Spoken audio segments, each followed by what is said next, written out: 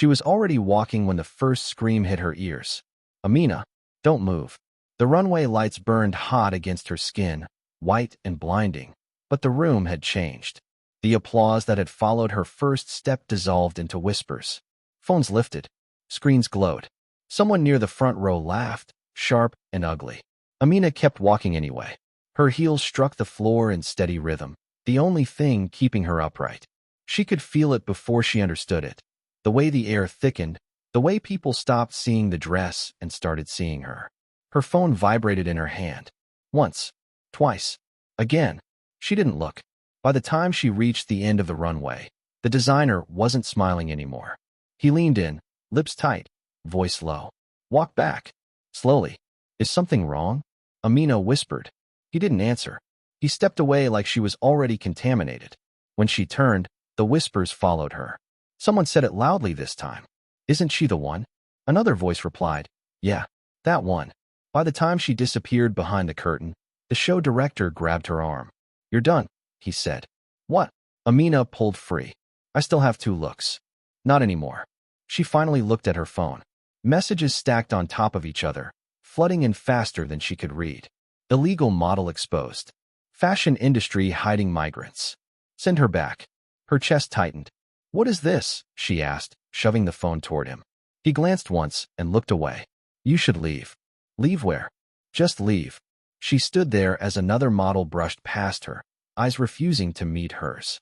Makeup artists froze mid-motion. Someone unplugged a mirror. Amina's throat burned. "This isn't true," she said louder now. "You know this isn't true."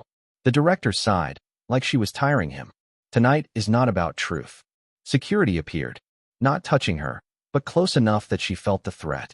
Amina grabbed her bag and ran. Outside, Paris didn't look at her either. She ducked into an alley, breathing hard, fingers shaking as she scrolled. The rumor had a name now. A blogger with a blue check mark. A thread of screenshots, fake documents, and a caption that made her stomach drop. She entered France illegally and used fashion to launder her status. Brands knew. They just didn't care. Her agent called. "Amina, where are you?" "What is happening?" she demanded. "Tell me this is a joke." Silence crackled on the line. "Come to the office," her agent said. Now. The office lights were still on when she arrived, too bright, too clean. Her agent didn't hug her, didn't offer water. "You're trending," he said. "I'm being hunted," Amina replied. He nodded. "Yes." She stared at him. "Fix it." He exhaled slowly. "They don't want fixing. They want distance." "What does that mean?" "It means brands are scared. Immigration is watching. And fear moves faster than facts." "I have papers," Amina said. "You've seen them." "I know." "Then why are you talking like this?" He leaned forward. "Because knowing doesn't protect you." Her voice dropped. "What do I do?" He hesitated just long enough for her to feel it. "There is an option." She laughed once, sharp. "You're joking." "I'm not." He slid a folder across the table. Amina didn't touch it. "What is that?" "A solution." I asked what it is. He met her eyes. Another identity. Her heart slammed. "No. Listen. No. You wouldn't be stealing it," he rushed. "It's temporary. Controlled. Clean." "Whose life is it?" she asked. He didn't answer. Amina stood. "I'm not wearing someone else's skin so you can keep commissions." "If you walk out," he said calmly, "you lose your visa in 60 days. She froze. "Your apartment is tied to your contracts," he continued. "Your work permit too. Once brands pull out, the system does the rest." "You're threatening me." "I'm warning you." Amina's voice cracked. "You said Paris was my home." "It is," he said, "if you survive it." She looked at the folder. Slowly, she sat back down. "Who is she?" Amina asked. He opened the folder. A name. A photo. A face close enough to hers to make her stomach twist. "Mireille," he said. "She's legal. Clean record. Works nights. Stays invisible." Amina swallowed. "She's real." "Yes." "And she knows." "No." Amina stood again. "Then the answer is no.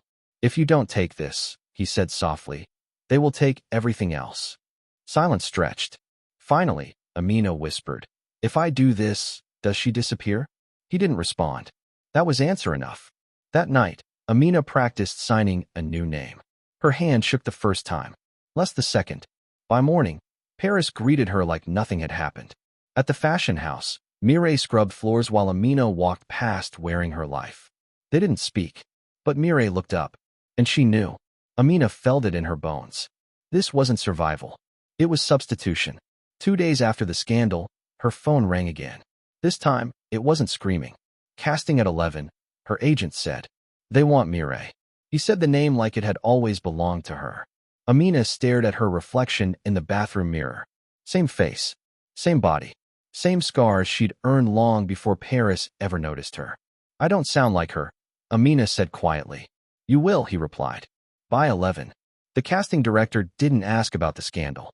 Didn't ask about the rumors. "Very elegant," the woman said. "Very safe." That word again. Safe. Amina walked out with the job. By the end of the week, 3 more followed. The internet softened its teeth. Headlines shifted. Her new name floated around with different adjectives. At night, she lay awake memorizing details of a childhood she never lived. "No, I didn't grow up there long. Yes, my parents moved early. I don't really remember." The lies became smoother. And every night, Mireille scrubbed the same floors. Amina noticed her more now. The way she moved quickly. The way she never stood still too long. Once, Amina passed her in the hallway. "Bonsoir," Mireille said. Amina froze, then replied softly, "Bonsoir." Mireille's eyes stayed on her face a second too long. 2 weeks later, Mireille stopped coming in on Mondays. Amina told herself it wasn't connected. Then the interview came. "A redemption piece," her agent said.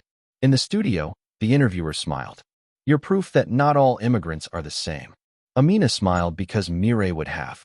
That night, she found Mireille sitting on the curb outside the building. "They cut my hours," Mireille said quietly. "Paper issues." "What kind?" Amina asked. "Someone else is using my name." Amina's stomach dropped. The agency dismissed it. "She's collateral," her agent said. "You're the asset." Mireille stopped showing up entirely. Her locker was empty. The live interview was scheduled. "This will seal everything," her agent said. That night, Amina stood in front of the mirror and practiced silence. The studio was cold. The red light came on. "I came legally," Amina said on air.